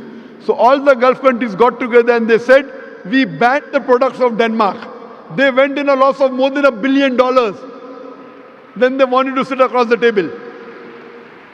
Put a sanction against that country. If you believe in freedom of speech, we believe in freedom of using what we want. It's our wish whether we want to use Danish products or not. The moment there was a sanction against the Danish products, Denmark wanted to talk to the Muslims. This is strategy number 4. Strategy number 5, all the Muslims throughout the world should protest via email, via letters, via fax. Protest to the person who's involved, the organization involved or the country involved. At last, there should be a mass peaceful protest. There should be a show of strength, a peaceful protest, but it should be peaceful. We should not damage the property of another country, should not hurt innocent people, should not indulge in violence. It is prohibited. We should not kill anyone of the same community. As I said earlier, it is haram in Islam. There should be a mass peaceful protest. A show of strength should be there. Millions of people should gather together, but it should be a peaceful march. We should not indulge in violence. If Muslims get together and do it intellectually, inshallah, we can give a fitting reply to such things. Hope that answers the question. Thank you. Can we have the next question from the mic? Malaysia is a multiracial and multi-religious country. So if the Hudud law were to be implemented, how should we do it? The brother has a question that Malaysia is a multiracial country. If Hudud law has to be applied, how should it be applied? Brother, I don't know the constitution of Malaysia. I'm just a traveler. What Islam says, I can tell you. Malaysia, I'm not the right person to have asked. Quran says, Fas'alu ahli zikri in kuntum la ta'lamun. Ask the person who is expert. I'm not expert in Malaysian law. I have not studied the constitution of Malaysia. So I will not know what does Malaysia say. I can say what does Quran say. Quran has given capital punishment for certain crimes. That I can comment on. For example, if someone commits rape, in Islam, it's capital punishment. People may say, oh, capital punishment in this age of science and technology, Islam is a barbaric religion, merciless religion. I normally say, and I've asked this question to many non-Muslims, thousands of them. If God forbid, someone rapes your mother, and if the rapist is brought in front of you, and if you are made the judge, what punishment will you give that rapist? Brother, God forbid somebody rapes your mother, and if the rapist is brought in front of you, what punishment will you give him?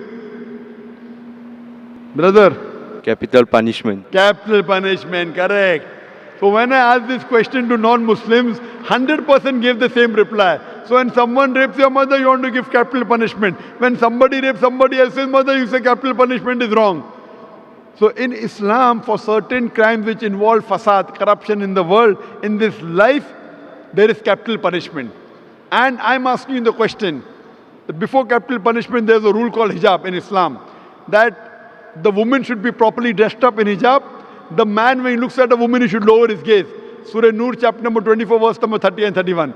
So in Islam, the woman should be dressed up modestly with hijab, and a man should lower his gaze. After that, if anyone rapes, capital punishment. I'm asking you the question today, you know America. People look up to America as the most advanced country in the world. Do you know the maximum rapes in any country in the world, it is USA, America. According to statistics of 1990 FBI report, every day on an average 1,756 rapes took place. According to statistics of 1996, US Department of Justice, every day 2,713 cases of rape took place. That means every 32 seconds, one rape is taking place. You know, we are in this auditorium for the past 3.5 hours. Already 350 rapes may have taken place in USA since the time we are here. Since the time we are here in this auditorium, 350 rapes may have taken place in USA. I'm asking you the question that if you implement the Islamic Sharia in USA, that every lady should wear the hijab, the man should lower his gaze. After that, anyone rapes a woman, capital punishment, death penalty. I'm asking you the question, will the rate of rape in America, USA, will it increase? Will it remain the same or will it decrease? Brother? Decrease. Decrease, correct. You implement the Sharia, you get results. That's the reason certain times you have to give capital punishment. You have to implement the hudud. And if you implement in any country in the world, believe me, the crime will come down. That's the reason I say Islam is the best way of life. That's the reason the least rate of rape in any country in the world, it's in Saudi Arabia where this law is practiced. I don't know what law is practiced in Malaysia, but if you implement this law in Malaysia also, inshallah the rate of rape will come down. Thank you. Okay, thank you. Can we have the next question from the brother from mic 1? Good evening, Dr. Zakir Naik. Welcome to Malaysia. Tun Dr. Mahathir, thank you for inspiring us as usual. I have a very fundamental question. My name is Dr. Chong. Is it wrong for a man who knows nothing about Islam to convert simply because he wants to marry a Muslim woman?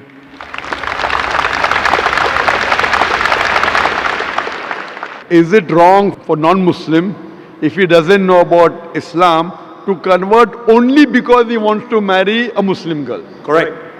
Is it wrong? Brother, it is not recommended, but it's not wrong, it is correct because he's coming closer to the truth.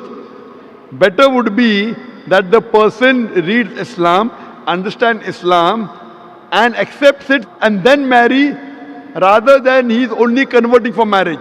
But even if he converts only for marriage, you know, many a time love is blind. But that may be one of the stepping stones for coming towards the truth. So if he only converts because of marriage, as long as he practices Islam after that, no problem. But better would be he reads Islam, understands, accepts it, and then marries, rather than only for namesake become a Muslim and then marry. But many a times I know personally, many non-Muslims who only accept Islam because of marriage, but later on they become practicing Muslims. Main important is the end result. If the end result is if he converts for namesake, but after a few years practices Islam correctly, then no problem. But better would be he understands the religion, accepts it and then marries. But even if he accepts it without understanding, as long as he practices correctly, there is no problem. Hope that answers the question. Thank you. Do we have a question from the brothers, mic at the back, non-Muslim brother? Hello, good evening. This is Sunny from China. My question is about the positioning of women in Islam. I'm just wondering, why does it happen that men can marry a few women? Well, it doesn't work on women. Why is it considered to be immoral or not appropriate for women to marry a few men? Thank you. The brother asked a question, in Islam, a man can have more than one wife. But why can't a woman have more than one husband? Yeah. Why is polygyny allowed in Islam, but polyandry not allowed? That's the correct word. Polygyny means a man having more than one spouse. Polyandry means woman having more than one husband. As far as why in Islam are men allowed to have more than one wife, let me tell you, Quran is the only religious book on the face of the earth which says marry only one. If you read any other religious book besides the Quran, no religious book says marry only one. You read the Bible, you read the Vedas, you read the Ramayana, you read the Mahabharata. No religious scripture says marry only one except the Quran. If you read Ramayana, Sri Ram's father, King Dashrath, he had more than one wife. If you read Mahabharata, Shri Krishna, how many wives he had? 4, 10, 100, 1000, 16,108 wives. So if Krishna can have 16,108 wives, so why can't Muslims have maximum 4? When you read the Old Testament, the Jewish scriptures, Abraham, according to the Bible, peace be upon him, had 3 wives. Solomon had 700 wives. According to the Hindu scriptures, you can marry as many as you wish. According to the Jewish scriptures, you can marry as many as you wish. According to the Christian scripture, you can marry as many as you wish. It is the rabbi who has said that Jews should marry only one. Rabbi Golshenjam Yehuda, he passed a synod that Jews should marry only one. According to Christianity, according to the Bible, you can marry as many as you wish. It is the church which has put a restriction that Christians should marry only one. Same way in the Hindu scriptures, you can marry as many as you wish. It is the Indian Penal Code. There's a law passed in 1954 that the Hindu should marry only one in the Hindu Special Marriage Act. So according to the Hindu scriptures, other religious scriptures, you can marry as many as you wish. Let's try and analyze what does Quran say. Quran says in Surah Nisa, chapter number 4, verse number 3, marry women of your choice in 2s, 3s or 4s, but if you can't do justice, marry only one. This statement, marry only one, is only given in the Quran and no other religious scripture. Let us analyze the logical reasons why Islam permits certain men to have more than one wife. By nature, male and female are born in equal proportion. But as life goes on, you ask any pediatrician, he will tell you that the female child is medically a stronger sex as compared to male child. That's the reason you find more male children dying as compared to females. So in pediatric age itself, there are more females as compared to males. As life goes on, there are deaths due to wars, due to accidents, due to alcohol. There are more males dying as compared to females. As life goes on, there are more deaths due to wars, due to accidents, due to alcoholism. More males are dying as compared to females. Today in the world, there are more females as compared to males. Only in certain countries like India and certain other countries, the female population is less than the male population because of female feticide and female infanticide. In India alone, every day, more than 3,000 fetuses are being killed because they are female. If you multiply by 365, you get a total of more than 1 million fetuses are being aborted after they identified they are females. And according to the Tamil Nadu government hospital report, out of 10 females born alive, 4 are put to death. If you stop this evil practice of female feticide and female infanticide, even in India, the female population will outnumber the male population. If you do a statistic survey today, most of the countries have got more females as compared to male. In USA alone, there are 4.6 million females more than males. In UK alone, there are 1.6 million females more than males. In Russia alone, there are 10.3 million females more than males. And God alone knows how many females are more than males throughout the world. Suppose my sister happens to live in America, in USA, and the market is saturated. Every man has found a wife for himself. Yet there will be 4.6 million females who will not find life partners. Or suppose your sister happens to live in America, in USA, and the market is saturated. Every man has found a woman for himself. Yet there will be 4.6 million females who will not find life partner. And suppose your sister or my sister happens to be amongst those 4.6 million females who have not found life partners. The only option for her is she either marries a man who already has a wife or becomes public property. You say public property, such a harsh word. It is the most sophisticated word I can think of. There is no other option. And any woman would prefer marrying a man who already has a wife than becoming public property. So today, there are more females in the world as compared to males. And that's the reason Islam has allowed men to have more than one wife to protect the modesty of the woman. I do agree that no woman would normally like to share the husband. It is human nature. But in Islam, the Sharia says, let a small loss take place to prevent a big loss. A good Muslimah would not mind sharing a husband to prevent the other woman from becoming public property. Now coming to your second question. If Islam allows a man to have more than one wife, then why doesn't Islam allow a woman to have more than one husband? If women are allowed to have more than one husband, then this problem will multiply more. Point number one. Point number two, if a man who has multiple wives, if the child is born, you can identify who is the mother, who is the father. But if a woman has more than one husband, and if a child is born, you can identify the mother, but you won't be able to identify the father. So if you go to admit your child in school, and if they ask you what is the name of the father, you may have to give two names. Today there is DNA testing, you can come to know who the father and who the mother, but that recently, previously did not have. But there are many other reasons why a woman cannot have more than one husband. Quran says in Surah Nisa, chapter number 4, verse number 24, that a woman who is married should not marry again. Furthermore, today science tells us that there are various psychological changes a woman undergoes during a menstrual cycle, and it's difficult for her to do the role of multiple wives, which is possible for a man to do the role of multiple husbands. Furthermore, today science tells us that if a man has multiple sexual partners and all are loyal to each other, there is no medical problem. But if a woman has multiple sexual partners, even if all are loyal, there are chances of sexually transmitted diseases, STD and VD emerging. So that's the reason this sexual transmitted disease will emerge if a woman has multiple sexual partners, and it can be transmitted back to the husband. That's the reason in Islam, a man is allowed to have more than one wife, but a woman is not allowed to have more than one husband. Thank you. Can we have the next question from the brother? Good evening.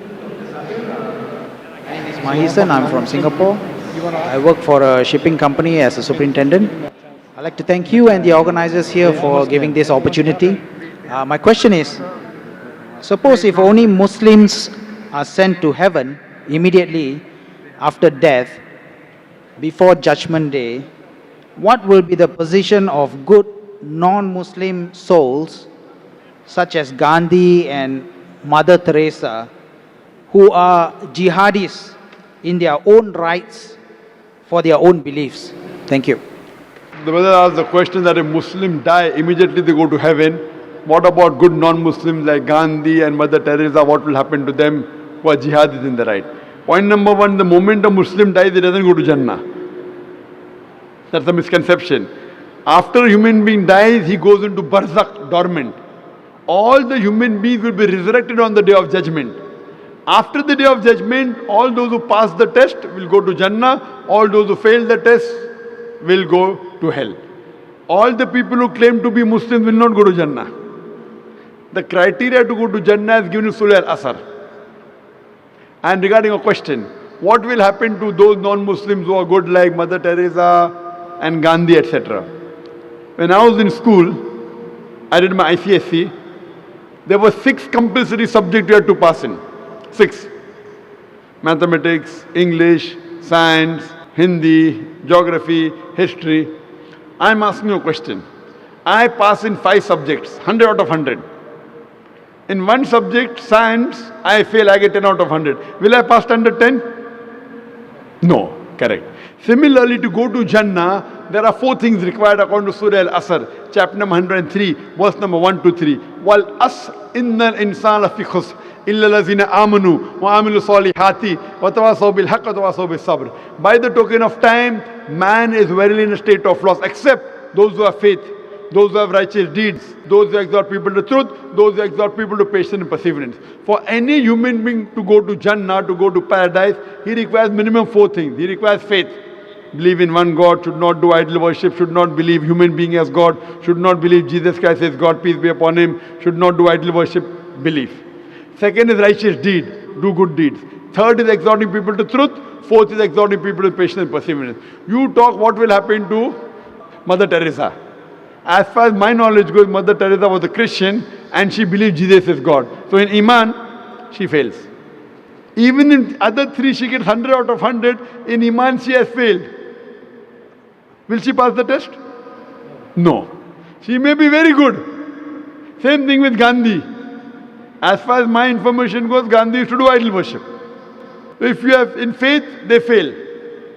Maybe in good deeds they might have got good marks, maybe. Even if I agree they have got good marks in good deeds, if they fail, because the biggest sin in Islam, according to Surah Nisa chapter 4, verse number 48, and Surah Nisa chapter 4, verse number 116, Allah will forgive any sin if He pleases. But He will never forgive the sin of shirk, associating partners with God. So anyone who associates partners with God, and if he dies as a mushrik, he will never go to Jannah, he will go to hell. Even those who claim to be Muslim, they will not go to Jannah unless they have faith, they do righteous deed, they do dawah, exhort people to truth, and exhort people to patience and perseverance. Only those people who have namesake, Naam, Zakir, Abdullah, Sultan, Muhammad will not go to Jannah. They have to pass in all these 4 criteria, then they'll go to Jannah. Hope that answers the question. Thank you. Any question from the sister? Bismillahirrahmanirrahim. Assalamualaikum, doctor.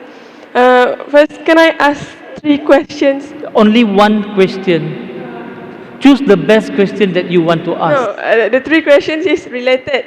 Doctor can choose to answer 3 in 1, inshallah. Can I? Pose your one question, sister. Okay.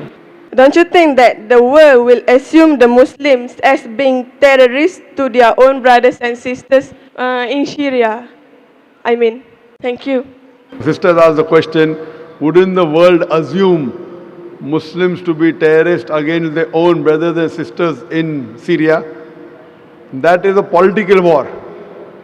That's a political war. In Islam, and as you said, Shia, Sunni, in Islam, there are no sects. If you read the Quran, there is no Shia, Sunni in the Quran, sister. Quran does not talk about Shia, Sunni. Allah says in the Quran in Surah Al-Imran chapter 3 verse 103, وَاتَسِمُوا بِحَبْلِ اللَّهِ جَمِيعًا وَلَا تَفَرَّقُوا. Hold to the rope of Allah strongly and be not divided. Allah says, hold to the rope of Allah, that is the glorious Quran and the Sahih Hadith, and be not divided. Allah says in Surah Anam chapter 6 verse number 159, that, O Prophet, anyone who makes sects in the name of Islam, we have nothing to do with him. Allah will take care of his affairs. So making sects in Islam is haram. Anyone who makes sects in the religion of Islam, he is going against the Quran and against Allah subhanahu wa ta'ala. What fights you see in countries like Syria or other parts of Pakistan, different sects fighting among themselves, this is totally prohibited. In Islam, there is no sect. Making sects in Islam is haram. What was the beloved Prophet? Was he Shia? Was he Sunni? He was a Muslim. So Muslim means the person who submits his will to God and follows the Quran and the authentic Hadith. Anyone who deviates from this path is not a good practicing Muslim. So if all the Muslims read the Quran and come closer to Quran and Sunnah, inshallah we will be again top of the world. Today Muslims are down because we have gone away from Quran and Sunnah. You should read the translation of the Quran and read the Sahih Hadith, and inshallah Muslim will be on top of the world.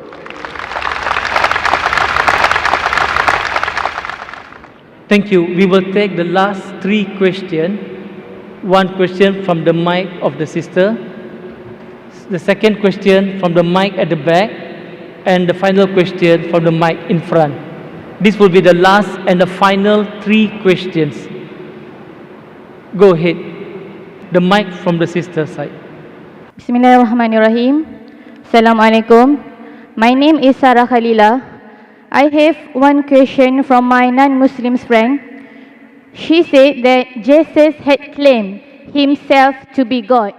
In John chapter 13, verse 13, Jesus said that you call me teacher, and rightly so, for that is what I am. So what is your opinion? Thank you. Sister said that Jesus Christ, peace be upon him, said in the Gospel of John chapter 13, verse 13, that I am your teacher. Yes. So he is the teacher. So teacher doesn't mean God. And every messenger at his time was a teacher. Moses, peace be upon him, at his time he was a teacher for the Bani Israel. Jesus Christ, peace be upon him, was a teacher. So where do I disagree? Prophet Muhammad sallallahu alaihi wasallam was a teacher. What I said, point out a single unequivocal statement in the Bible where Jesus Christ, peace be upon him, himself says that I am God, or where he says worship me. As far as he being a teacher, I agree with it. Jesus Christ, peace be upon him, was a teacher. All the messengers of God, they were teachers. and they taught and they gave the message to their followers. In this way, I have no objection at all. What I said that Jesus Christ, peace be upon, never claimed divinity. He never said he was God, or never did he say worship me. Hope that answers the question. Thank you. Question from the brother's mic. Yes, carry on, brother. Hello, good evening. My name is Sivam. I'm from Malaysia. I'm actually been all over the world to do the best to get the most peaceful mind for all over the brothers. Okay, I have a company in Malaysia which have all the people working with me, including Africans, Pakistanis, Bangladesh, Thailand, and few other countries. What I find here, I would like to talk, I will be very pleased to, and thanks to you all to give me opportunity as a last talk. I was following up these for around 8 years, So why am I disappointed here now? When you talk about the peace, it should not come from only the word. It should come from the activities. Okay? The major things going on in the world is not in the way of peace. You must understand the most peaceful language is come from love. What is going on in the Middle East now? It's politics. I just now doesn't want to voice out because the politician is here. I don't want to see any politician because the politician, the world become crashed. Okay? I am so in anger because why, So my question here is very, very clear. You cannot deny it. If you do the good thing and the best thing, even I giving the best thing to my staff is from all over the world. I'm taking them as my own family. Then when I die, he said, I didn't carry the good things. I don't go to the correct place. Who went to the heaven and come back and tell that I never been the whole place? Brother, what's your question? Brother, this is a question answer time. Yeah. What is your question? You have already given My question is very clear. Yes, I was looking into the question that people putting on you. I'm very clear. It's all a basic question. I'm asking the floor. 80% or 90% of you, don't you understand what you say? You all should know very well. It's written in Quran. Everybody should know. What you are explaining now, just now, is all a basic, which I know. I have a lot of brothers working with me from all over. My question is, you cannot deny a person, if it is, I respect all the religions, Hindu, Emadan Sambandam, you know what's the meaning of that? We respect all the religions. I'm a vegetarian. I don't eat fish, I don't eat chicken, I don't eat anything. Okay? I got 3 children, I even touch my hand with my wife, Just now you told me Hindu can marry more wives. I ever, never, even my wife die, I die. It's something like that. It is even in Hindu. Brother has asked a question. Brother, I've understood your question. You have given a short speech. This is a question answer time. You're talking about practice and you're breaking the rules. The rule I got, you give me a clear answer. If you are a non-Muslim, if they do a lot of good things, even I pay for the masjid or what, I done everything for church and all. You are telling me that I don't get the correct message to go to the correct place? Brother asked the question that if a non-Muslim gives charity, etc., and he said that, will you go to the correct place? Your question is everything garbled. You have to ask simple question. You are giving short speeches that you should not read book, you should practice Middle East, you have family. You said so many words, but there was no clear-cut question. A question should have a question mark in the ending. What I'm trying to say is very simple. Can you give me the answer? If non-Muslim, good things, even give our life to Muslim, we didn't do the best for you all. Even when I die, many people say it's very pity we're not Muslim. Is this correct answer? Brother is asking that if a non-Muslim does good things like he has given charity, so when he dies, will he go to heaven or hell? That's what I understand. Brother, the answer I already gave earlier. When you sit for an examination, like when I sat for my 10th standard ICSC, there were 6 subjects I had to pass. Science, English, Hindi, history, geography. I had to pass. If I get 100 out of 100 in 5 subjects, and one subject, science, I get 10 out of 100, will I pass? I will fail. So similarly, the criteria to go to Jannah, to go to paradise, is you should have faith, number 1, righteous deeds, exhort people to truth, exhort people to patience and perseverance. You may be a righteous person, you may be giving charity, etc. But if you don't have faith, if you don't believe in the one true God, if you don't worship the true God, you fail the test. So for you to pass, you have to pass in all the 4 criteria. Iman, that is have faith. believe in one true God, should not do idol worship, should not believe in false gods. Number 2, righteous deed. Number 3, exhorting people to truth, that is dawah. Number 4, exhorting people to patience and perseverance. So you, if you do not believe in the one true God and do not worship Him alone, associate partners with Him, under no circumstances in the next life will you pass, you will fail. Hope that answers the question. Thank you. Can we take the next question, the last and the final question from the mic in front? Assalamu alaikum, Dr. Zakir Naik. It's a truly an honor to meet you finally in Malaysia. I've flown from all the way from England. I did book my ticket to Wembley to see you, but unfortunate, it didn't happen. But what I would like to ask you is, when are you going to England next to give the word of peace to all the Londoners? And when would you like to clear your name? And what are you doing about it to go there? Jazakallah. That's the question. When am I going to London to give a speech? And what am I doing to clear it? Brother, when your Home Secretary allows me, I'll come. Or when your government allows me. Or maybe when your government changes. We have filed a case in the High Court, in the Court of Appeal, in Supreme Court. We had the best of lawyers. We hired Tony Blair's wife, Cherry Booth. Matrix Chamber. We had Max Clifford, best. Though the lawyers told me 99.9% you will win, I knew 95% will lose. I know the judiciary system very well. So, we put our point across. Now, only way we have, we can go to the European court. Anyway, regarding me coming, I don't have to come physically. I'm coming by satellite every day to UK. That's right. We are there on B-Sky-B. On B-Sky-B, every day I'm giving a speech throughout the world. 100 million people are watching, mashallah. I don't have to come physically there. I'm only not allowed to come there. But my satellite, mashallah, Peace TV English is there, Peace TV Urdu is there. And mashallah, 100 million people are watching. So yet we are giving the message of peace. And we pray to Allah subhanahu wa ta'ala that may He give hidayah to the people. And alhamdulillah, summa alhamdulillah. This is as our beloved Prophet Muhammad said, that one day Islam will enter every home. So we pray to Allah subhanahu wa ta'ala to make us instrumental in making the hadith come true, that via satellite we are reaching every home, Muslim and non-Muslim homes, so that we can tell to Allah subhanahu wa ta'ala we did little bit what we could do. Hope that answers the question. So you make it to England. Assalamu alaikum. Thank you, Dr. Zakir Naik. Thank you, brothers and sisters. We have come to the end of the question and answer session. In the Quran, in Surah Nahl chapter 16, verse number 125, Allah subhanahu wa ta'ala says, Udnu ila sabili rabbika bil hikmah wa mu'izzatil hasanah wa jadilhum billati asan, which means invite all to the way of your Lord with wisdom and beautiful preaching, and argue with ways that is best and most gracious. In my conduct as a moderator tonight, if I did not observe those rulings, I apologize. The weakness is from me as a human being, and Islam teaches us to strive to do the best.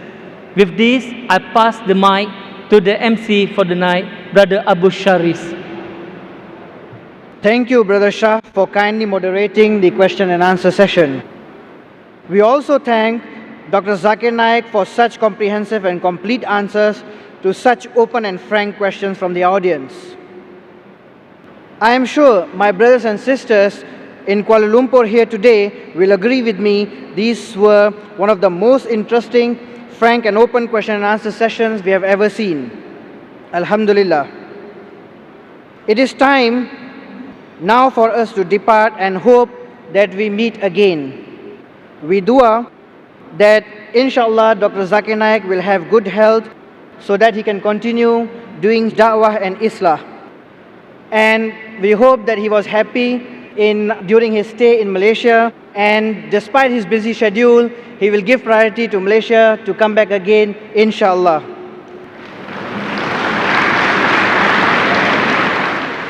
I am sure all of you, those present here, and the millions watching us on Peace TV will agree with us that Islam is a religion which teaches peace, solidarity, tolerance, and understanding. With this, we come to the end of our program today. Drive safely. Fi amanallah. Wa billahi tawfiq wal hidayah. Wa akhir da'wa walhamdulillahi rabbil alameen. Assalamu alaikum wa rahmatullahi wa barakatuh.